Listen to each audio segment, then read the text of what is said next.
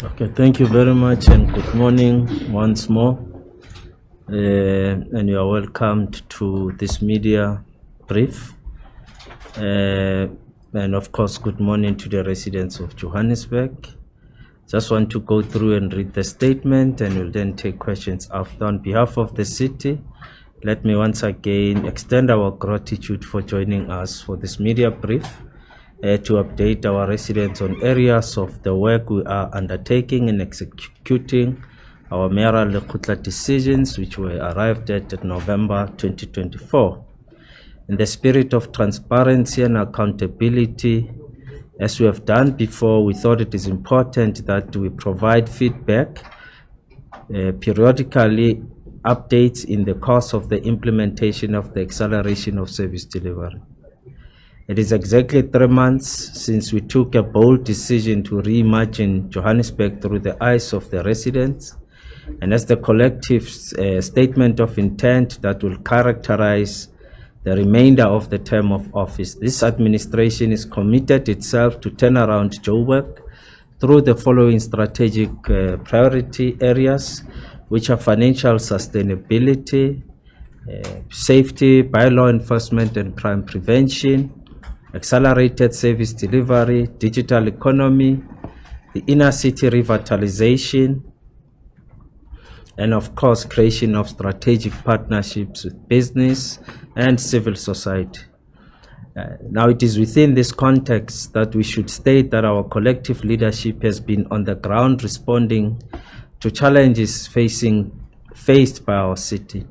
Our administration has been engaged with residents and various stakeholders of our city on who have raised their hand in joining and reaffirming the agenda of reclaiming and the transformation of the city. So in this case, we also referring to our stakeholders, business and civil society, who have committed openly to work with the city of Johannesburg. These engagements and strides were reinforced by the cabinet oversight led by the President of the Republic, His Excellency Mr. Cyril Ramaphosa. As you know that we have also entered into an agreement with national government to establish a presidential working group that will provide support to the city's strategic priorities to ensure that the city can be turned around. We're also responding on the Metro Center building just behind all of you. The city's building that we are saying that the city has made a strategic decision to close the Metro Center a year ago, and this was a result of compliance to safety issues, and we want to respond to on a long-term sustainable response.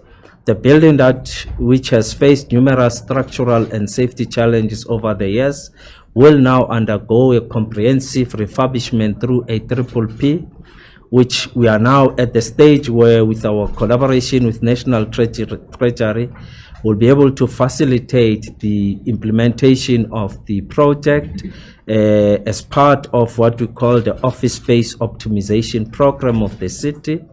And we are also working with the Government Technical Advisory Center, which is assisting with the procurement processes to put in place the advisory team that will help us to implement the building and construction of the new Metro Center. And our goal, of course, is to move the city away from reliance on private sector for office accommodation and instead to create our own modern fit-for-purpose office spaces. This will not only save the city money, but it will ensure that our staff are properly housed. We are also responding to issues in terms of the development planning applications. The development planning has a fully operational help desk located in Brampark, in Bramfontein, for walk-in customers who require planning services. So as a result of the closure of Metro Center, we had to create an alternative center, which we have at Brampark, where our walk-in customers who require planning services are attended to. We have also created a dedicated delivery and collection points at Bram Park for the public and consultants to deliver and collect their correspondence in respect of matters related to development planning matters.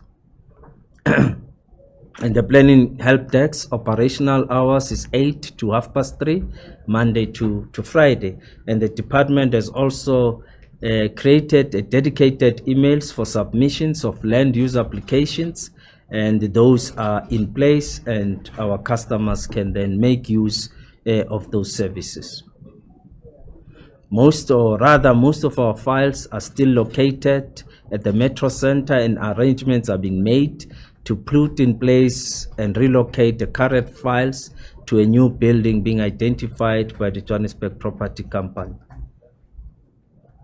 On water infrastructure and service delivery, we will know that we've had challenges with our water issue, but we are turning our water infrastructure, and Johannesburg Water continues to focus on improving city's water supply and management system. We can indicate that with the engagement with National Water Department, it has become clear that there's no shortage of water, except that the challenges that we have are infrastructure related as a result of leaks, and therefore the City of Johannesburg through the Joburg Water have identified the leaks, and what we have done now is to install what is called noise lockers, which have been installed across the infrastructure currently around Central, Randburg and Roodepoort regions. We have installed just around 125 of those noise lockers. And by the end of April, we also expect to have completed the commissioning of the lockers, and we will install an additional 400 by June 2025. And in addition to leak detection, Joburg Water is also focusing on pressure management to reduce water loss and ensure efficient distribution of water throughout the city. And as of December 2024, 12 pressure reducing valves were retrofitted with smart controllers, with a total of 27 already installed. An additional 100 PRVs will be retrofitted by June 2025. These initiatives are crucial in ensuring that the long-term sustainability of our water supply and reducing wastage. Given the vulnerability of these components to theft, vandalism, we are also focusing on securing them with locks and proper enclosures. In terms of water supply for informal settlements, Johannesburg Water continues to provide stationary water tanks and roaming tankers to ensure that residents have access to water. The service is extended on a daily basis, and we remain committed to addressing the water needs of informal communities across the city. However, the city will not tolerate lawlessness and shall intensify disconnections of illegal connections throughout the city of Johannesburg. On traffic signals and traffic management, shifting to another crucial aspect of our city's infrastructure, which is called traffic management. The Johannesburg Road Agency oversees just around 2,023 signalized intersections within the city, of which 251 belong to the Gauteng province. Currently, the city faces significant challenges in maintaining these intersections due to vandalism and theft. At present, 194 intersections within Johannesburg have been affected by vandalism. Additionally, 60 provincial intersections are also vandalized, requiring reconstruction. To address these issues, the JRA has committed to fixing at least 17 critical provincial intersections by March 2024. The remaining intersections will be addressed in line with the budget allocations provided by the provincial government.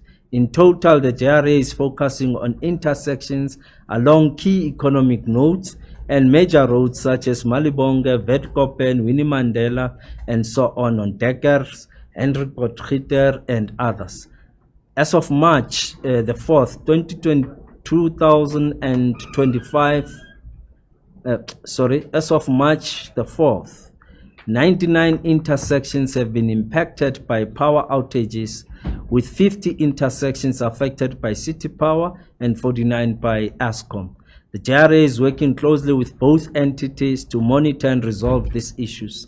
A major challenge continues to be the theft of copper, which complicates the efforts to restore power to traffic signals. Of course, our JRA team continue to hold regular meetings with these entities to ensure we can quickly address power faults and reduce the impact on outages. There is progress in resolving most problematic intersections, and JRA and provincial government have signed a service level agreement on the 14th of February 2025, which covers the fixing of 60 provincial intersections. So far, 35 of these intersections have been repaired, and further work continues in coordination with JMPD and the Department of Public Safety to provide visibility and regular monitoring at the sites. We are also taking proactive measures to reduce the theft and vandalism of these intersections. Security upgrades, including controller box traps, electronic controllers, and CCTV cameras with intelligent analytics, are being installed. This will be integrated with our Integrated Intelligence Operations Center for better monitoring and quicker response times. On potholes, we continue to perhaps let me put it this way, the intensity of the rain over the past 3 weeks has slowed down our interventions in addressing backlog of fixing potholes. Our approach to pothole maintenance is three-pronged. One, potholes cover a large scale and one operation: deep patching, cementing of the affected potholes, resurfacing, giving roads more lifespan, which can go from 3 to 5 years. Additionally, we have built our in-house production capacity through our asphalt plant to fast-track the fixing and maintenance of potholes. We are also now cleaning cap inlets and on roads which were mostly blocked because some caved in the infrastructure due to the rain intensity. On the renaming of Sandton Drive, Pule, the City of Johannesburg reaffirms its commitment to diplomatic sensitivity in the Sandton Drive renaming process. The City of Johannesburg acknowledges public discourse regarding the proposed renaming of Sandton Drive and emphasizes its dedication to a thorough, considered approach. It is also important to note that this resolution was arrived at in 2018 at the point where the Democratic Alliance was in government. While responding to public participation outcomes, the city is committed to engaging with relevant stakeholders to assess diplomatic implications before any decision is finalized. However, it should be noted that Council has made a resolution in 2018. The city urges restrained and responsible dialogue from all parties to avoid polarization. A final decision will be communicated following comprehensive consultations to balance local identity and diplomatic priorities. On the Arts Gallery, the Johannesburg Arts Gallery, a national monument and Grade 2 provincial heritage site, is poised to undergo significant restoration.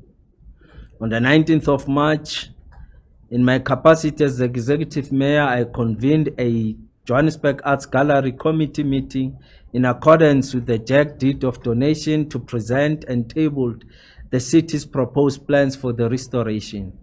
The restoration of the Johannesburg Arts Gallery, including a stakeholder engagement plan, including interested members of the public, to ensure the involvement and joint protection of the national arts heritage.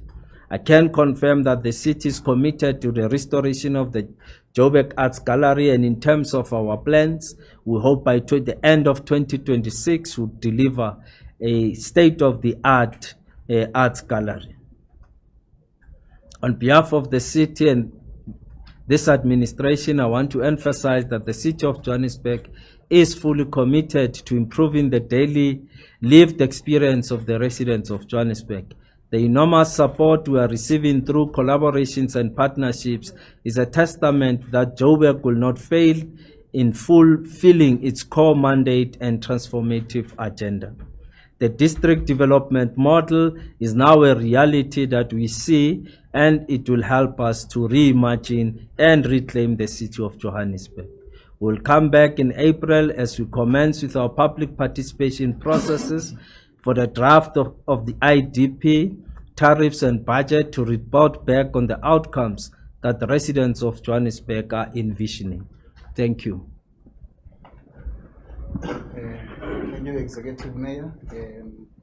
We are also joined by the acting CEO of Joburg Property Company, Musa, and the spokesperson of Joburg Property Company. CEOs from Johannesburg Road Agents, Mr. Traffic Signal. Okay, thank you very much, ladies and gentlemen. May I invite takers. The executive mayor has an engagement, a council engagement at 10, so that's why we requested that we have this briefing earlier. Fully. Let me note the hands, and then number 2. Any other taker? Number 3. Sure. Number 4. Executive Mayor Buleli Jones, ENCA. Just on the name changing of Sandton Drive to Leila Khalid, I know you said that there are consultations taking place, but do we have an indication of when perhaps you will be meeting the president? Is that a meeting on the cards? Will you meet the president or the presidency regarding this particular decision? That's number 1. Number 2, we have received information that there is an intention or discussions around the surcharge being increased 290 Rand. Is that true? Can you confirm that? Are those discussions taking place? And just lastly, on the issue of the Rea Vaya bus services, commuters still stranded. It's a thorny issue. It's now over a month since those feeder buses stopped. Have you met the taxi associations on numerous occasions? What are the discussions there? Thank you very much.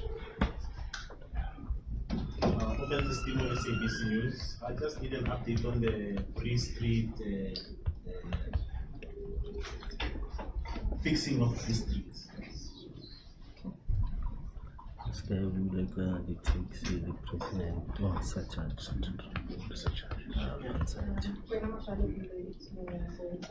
I just wanted to ask in regards to the road agencies, especially in their fight obviously against copper thing, what exactly are how are they exactly acting, especially, and just the management the winning or what, if they're winning the road basically. Alex Patrick from News 24. Do we have an exact kind of cost on the metro fixing? I've seen a template that we produced a while ago that wanted the centre to look like. Are we still going to use that image? And then I just wanted to know, with the metro centre being redone, is there still? Are you still going to move to the Usindisa building as your headquarters? Thank you so much.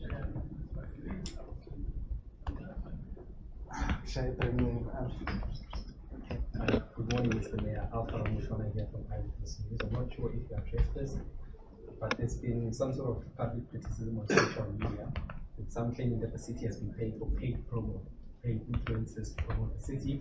We did see a series of tweets with hashtags. It does seem like it is paid promotion. Can you clarify whether or not the city has paid influencers to promote the city? Thanks. Okay. Mr. Mayor, go to you. Well, thanks. We'll also allow the officials to respond to some of the technical questions as asked. There's one from Kwena You could come forward, Mr. Nklapo, and probably sit where Ntatis is sitting to can help us with the response, and Musa, come and sit this side also with us so that you can respond to some of the questions. On the issue of the availability charge, it's a matter that still has to be presented to council. Therefore, it's a matter that we will not speak about prior to it having been tabled today or tomorrow. And once it's tabled at council, I think we're at liberty, Pule, that we can engage on the matter of the tariffs as proposed and presented to council. So as of now, council will have to present it first, as you know, the process of council, that we can't talk about it until such time is presented to council. The BRT, where we are, as you know, that it is the phase 1B and C are undergoing a business rescue, and we're beginning to see progress in terms of the numbers of passengers that are increasing, and we believe that the business rescue is on track. We've been constantly engaging with taxi associations on finding other suitable options so that we can ensure the smooth running of the BRT. Even yesterday we had a meeting with STS, and our engagements are delivering fruitful outcome. So we think we're on the right track with our engagements, and you can see that as of today, you'll see that the numbers are beginning to rise. And of course, the discussions around the feeder buses has been discussed extensively, and the taxi associations were at the point where they've accepted our arguments, and the feeder buses are already on the roads and picking up customers. Once again, there's no planned meeting with the presidency. All we are saying that there will be constant consultation on the matters related to Sandton Drive with national government, provincial government, but we want to re-emphasize the point that yes, in 2018, as and when the Democratic Alliance through Herman Mashaba, they were in government, a decision and a council resolution was taken to rename Deila Khalid, and the process of public participation has been undergone, and as a result of that, we are still in consultation, precisely because we would like to manage the diplomatic issues and must be guided, of course, by national policy, which of course supersedes our own local policies. So we will be directed by those engagements. On Usindiso, Alex, it's a proposal that the mayor made, and it's up to the executive to finalize whether we're still doing the migration or we're not doing the migration. For me, the importance of moving there was to ensure that this executive can be at the center of the challenges that we are faced with in the inner city, so that they experience these challenges on a daily basis. Because if we are not there, we may not be able to act as swiftly as possible. So the idea was that let's go and be there where the problems are.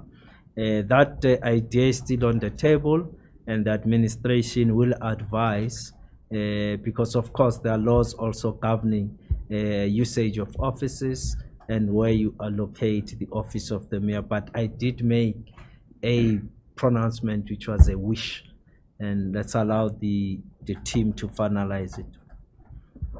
I guess the last part before you enter the technical issues, it relates to the issues around influencers.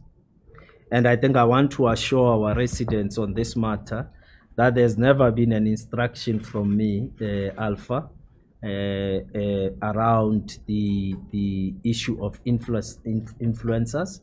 As I made it clear that I've never made any instruction of that matter, and I want to assure our residents of Johannesburg that I do have a communications team that has been doing their work, and that communications team, I believe they've not hired any form of influencers whatsoever to hype our activities. But we are also aware that there are media houses who are very invested in the story. But what I can assure the residents is that this was never done by my office. I believe we are hard at work to ensure that we have a functional city and that problems faced by our residents get addressed. And we want to urge those who have information, if they have, that my office or communication team paid influencers to hype what we are doing as the executive to come forward. But where we are, we have no such intentions. It is also important to note that we had launched a clinic and it is real. It's not something that needed influencers, it's factual. We launched a clinic in Naledi, one of the state-of-the-art clinic, which our people and residents waited for 4 years of construction, and we eventually concluded and delivered on that clinic. So we do not need any form of influencing to communicate the work that we are doing. Just on Friday, the Human Rights Day, we also opened the iconic city library. We did not need any influencers to communicate. You yourselves were there and we communicated the work and you saw it for yourselves. So we do not need any form of influencers. And I repeat once again, I'm not giving any form of instruction to anyone. And I'm definitely sure that even my office have not acted in that fashion. I think Nklapo, you will handle the matters on the signals. I think Kwena had specific questions around that.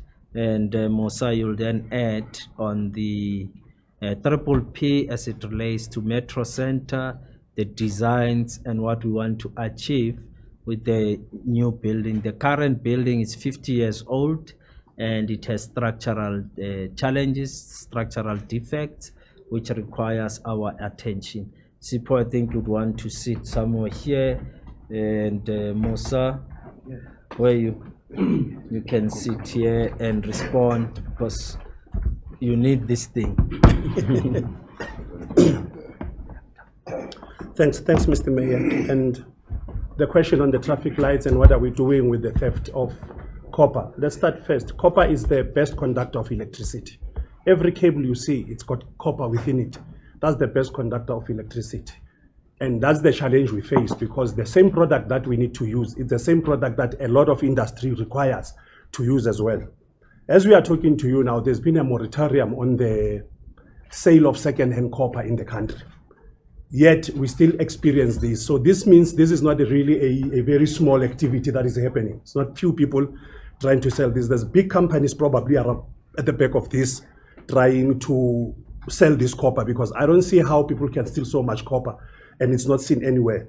2 weeks or about a month ago, there was a truck arrested somewhere in Sasolburg with copper worth 6 million rands. So it shows that there's a market out there that is buying this. Now, but what is it that we are doing internally? First, what we've done, our cables used to be this thick that we put in our traffic lights, 29 core cable.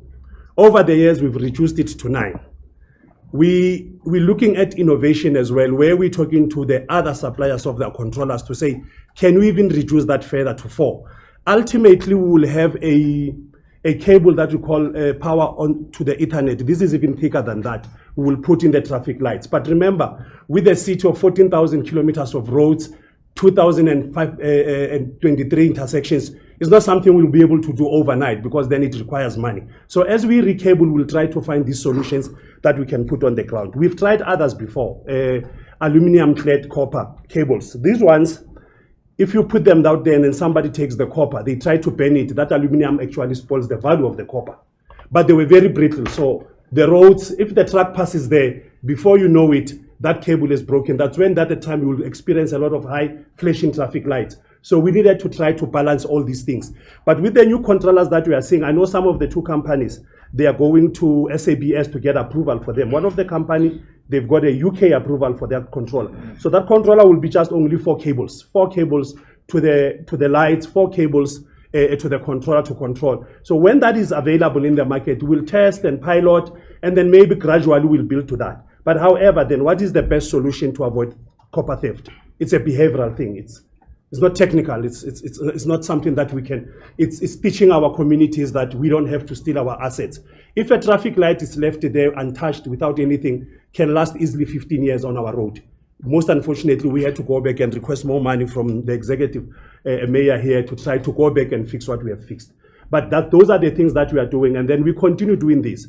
We have fixed about 35 intersections, mostly on your economic routes. If you go along Hendrik Potgieter, there's a couple there. But if you go and drive there, you'll see some of the things that we've put up as a solutions. We've put up the bollards on the poles, so that it becomes a bit harder to cut that poles to access the copper. So you see, it will be steel, it will be cement, it will be steel again. So somebody will have to bring the cutter that has to go through all the mediums to reach there. I'm sure they're going to try. I'm being honest with you. They're going to try until maybe they find a super diamond cutter that they use. We can try that. We've also started to put in some of the cables underground in the underground chambers, so that it makes the cables a bit farther away to reach. So they will have to dig a bit longer. And then on top of that, we add what we call cement and concrete on that, so that it makes it difficult to reach. But you see what we keep on doing? We keep on adding the cost of fixing a simple traffic light. And that is where the danger is. Because now a traffic light that could have cost us 100K to fix, now it's 200K, 300K, simply because we're trying to find means to hide. But if somebody never stole that intersection or any of that copper, we wouldn't have to spend that money on that. We'll have increased then the number of the intersections that we resolve. Thank you very much. Thanks. Musa will deal with the metro center and broadly just space optimization, so that our media can understand where we are. Thank you so much, Mr. Mayor, and good morning to everyone. Indeed, let me start, Mr. Mayor. I think you've touched on some of the issues around the vision of the office space optimization, which is really us as the city moving away from spaces which are currently in offices that are privately owned and moving to the spaces that we actually own as the city. But I think, Mr. Mayor, when we tabled the report to council over a number of times, we did highlight the cost of refurbishing the metro center in its form, in its structure, without adding anything new around it. And I think the question around the cost of that, we did put it out there at the time.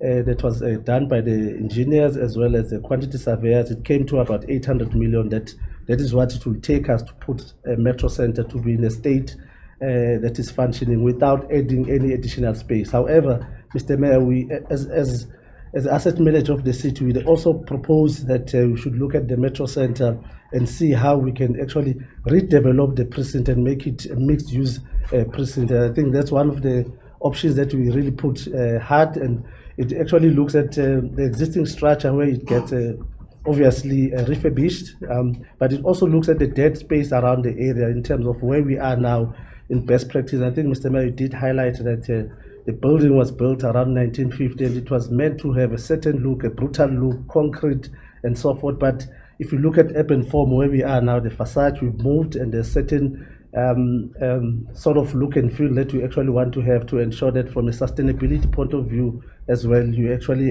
comply with such things. So indeed, the metro center, the option that the city took through a council resolution is to explore a PPP that we are running through or with, in partnership with National Treasury, with the department that is called GTEC, which really is advising the city in terms of how to run the PPP. So we've tapped into that, and I think, Mr. Mayor, in the space or in the light of the office space optimization, we've looked at metro center to kickstart the office space optimization, but we've also looked at what we call touch points in every region, because the city is designed to have regions. So we've got 7 regions.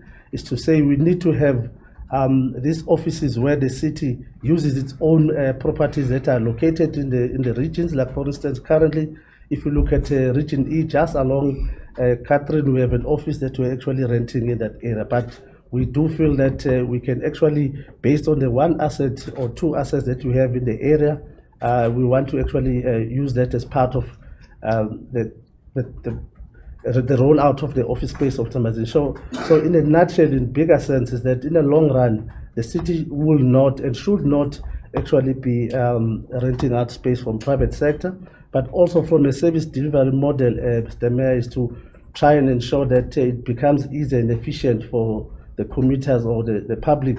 For instance, I always make an example where if you have a new build, if you've got you want to open an account currently, you have to find where Joburg Water is, you have to find where City Power is, you have to find where development planning, and currently we in just different places. But the model of the office space optimization, it brings everyone under one roof, where the way we vision it is that we'll have a number of counters and sections, that this is Joburg Water, this is JMPD and so forth, so that at least the experience or the interaction of the community with the city becomes better. And I think it's also aligned, Mr. Mayor, with the long vision of saying, how do we make sure that we cut down the cost of doing business with the city? Because for someone to actually move from one area, it becomes costly, but also to bring this model closer in terms of regions, to have it in terms of regions with the Metro Center remaining as a head office in terms of how we want to roll out that.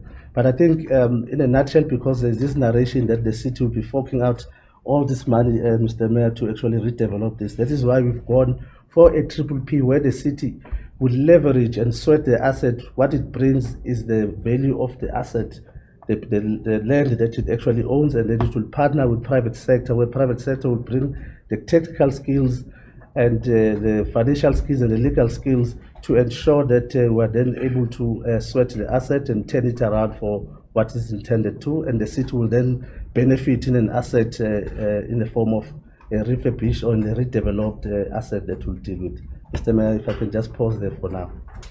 Okay.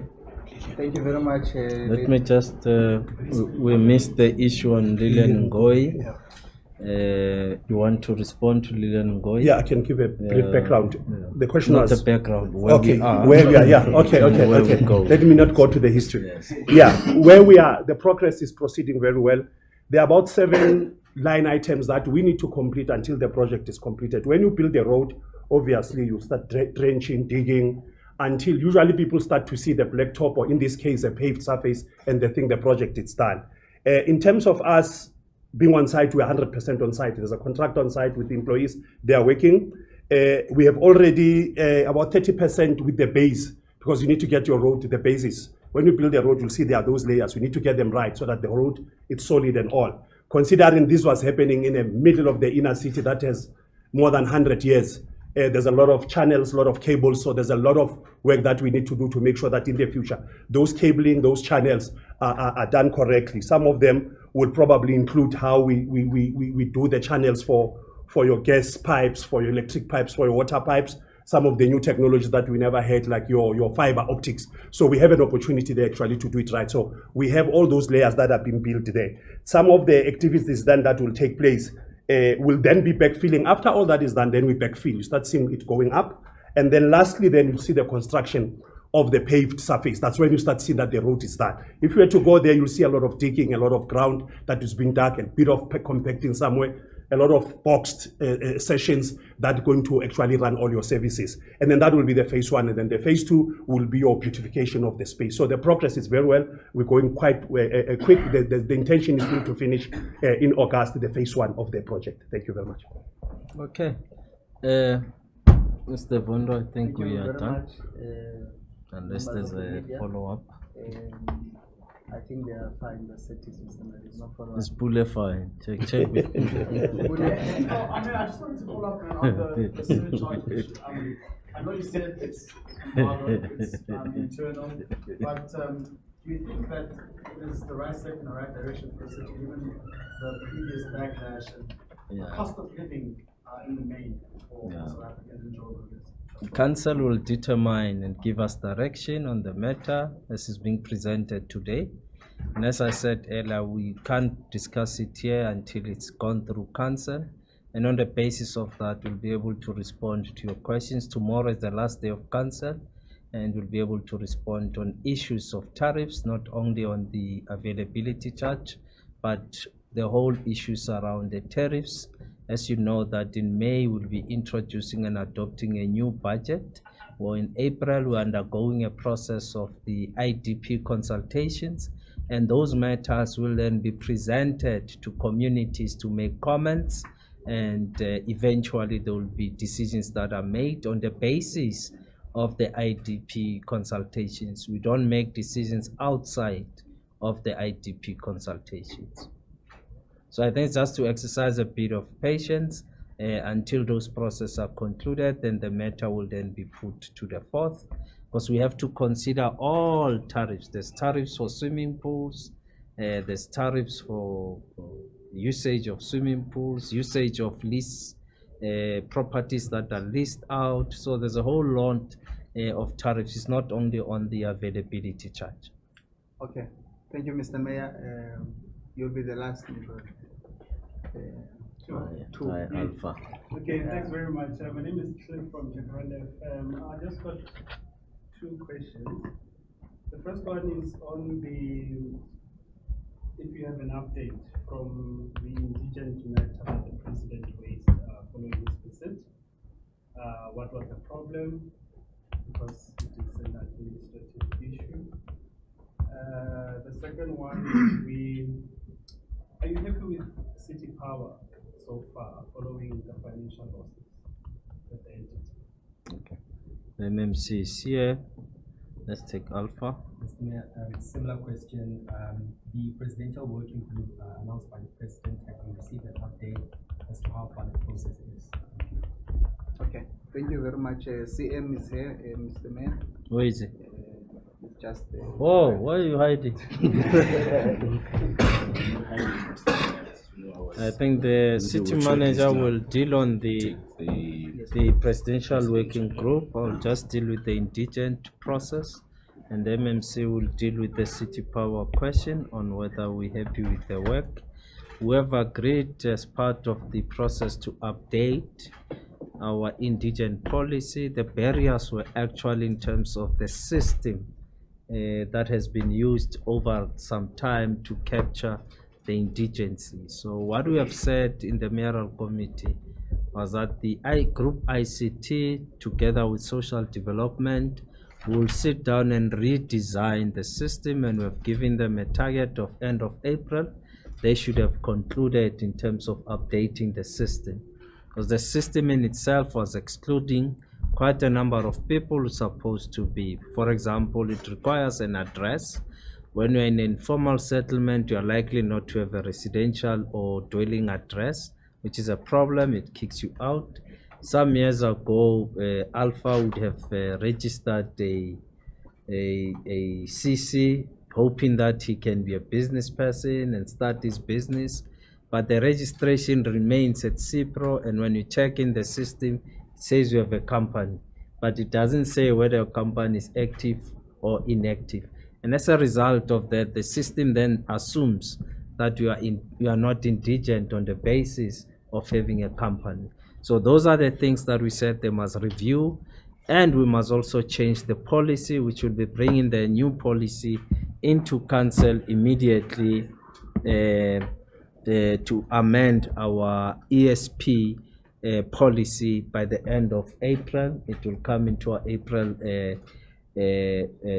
council, because we view this as an important aspect of the work that we are doing. Our register is very low.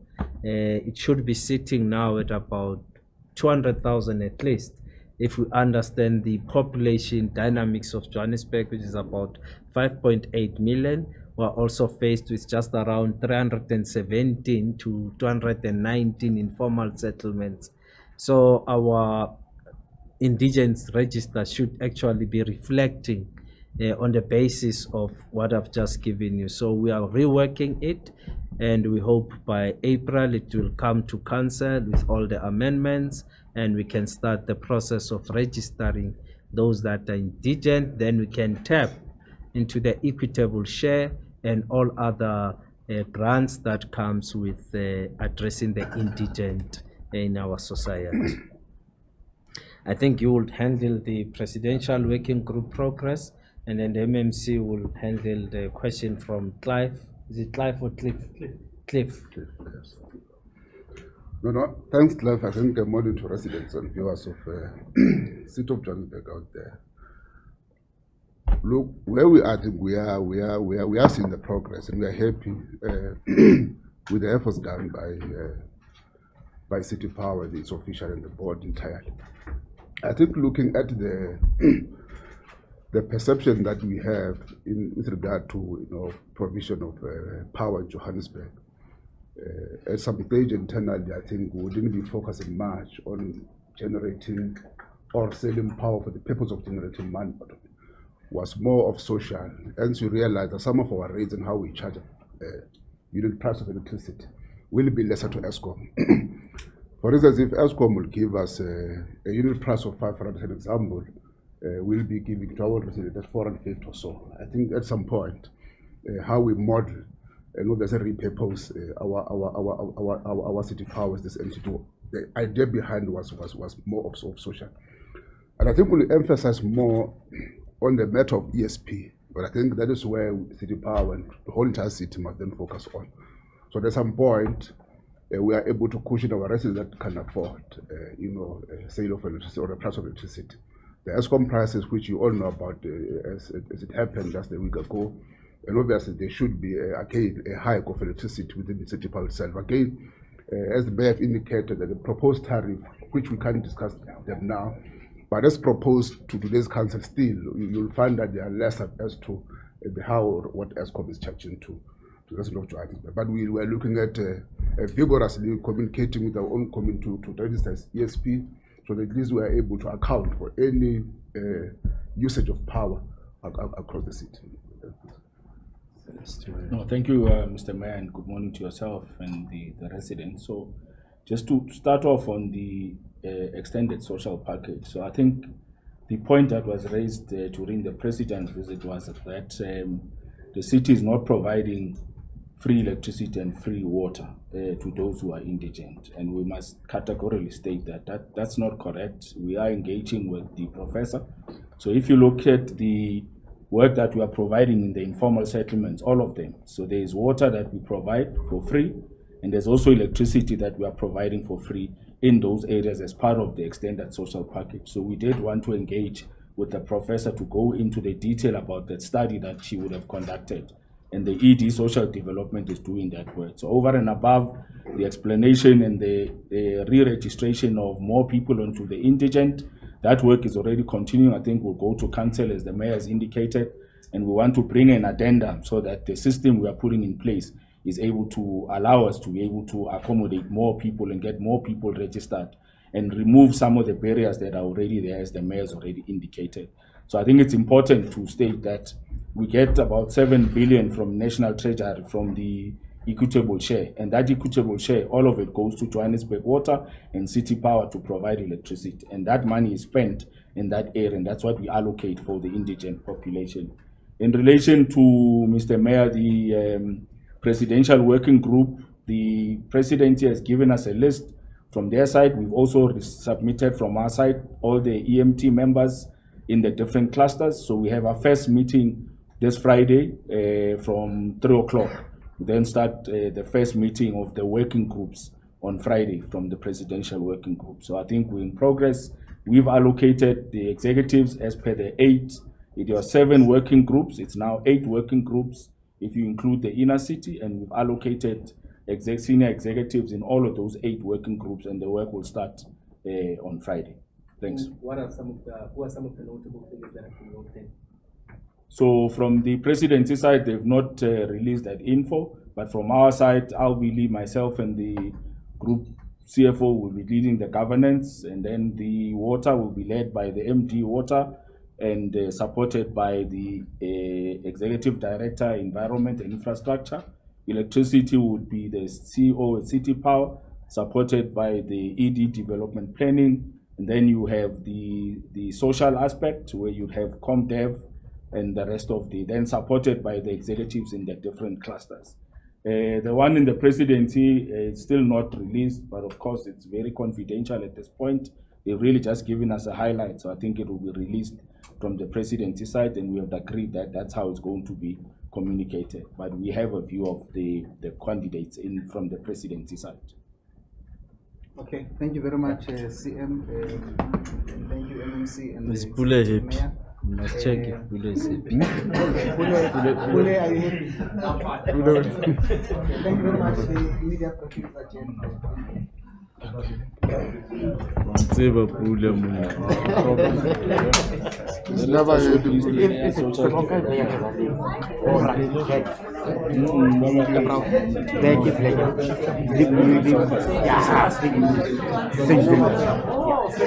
See you.